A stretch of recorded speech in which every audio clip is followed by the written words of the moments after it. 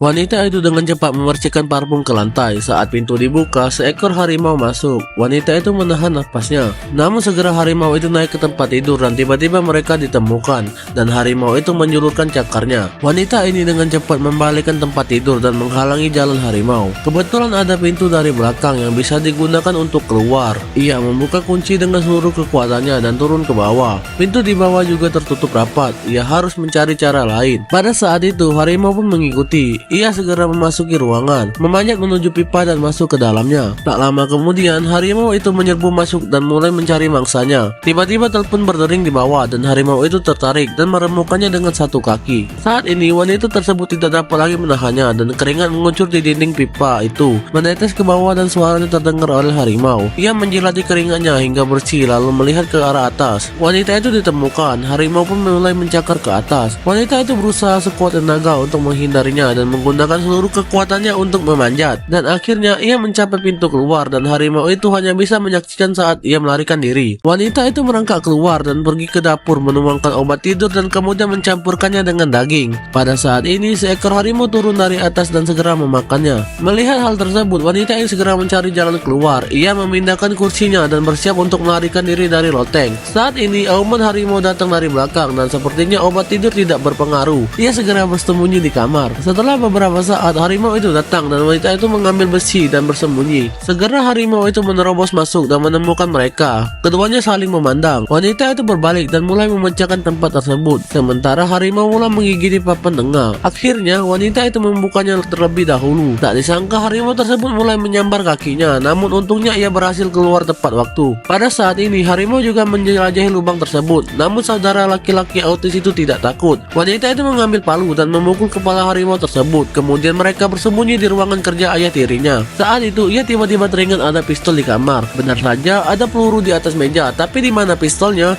Secara tidak sengaja ia menemukan polis asuransi di lantai. Jelas bahwa pemegang polis adalah saudara laki-laki dan perempuan mereka. Wanita ini segera mengerti bahwa semua ini direncanakan oleh ayah tirinya dan ia tak banyak berpikir dan terus mencari senjata. Akhirnya ia menemukan pistol di laci.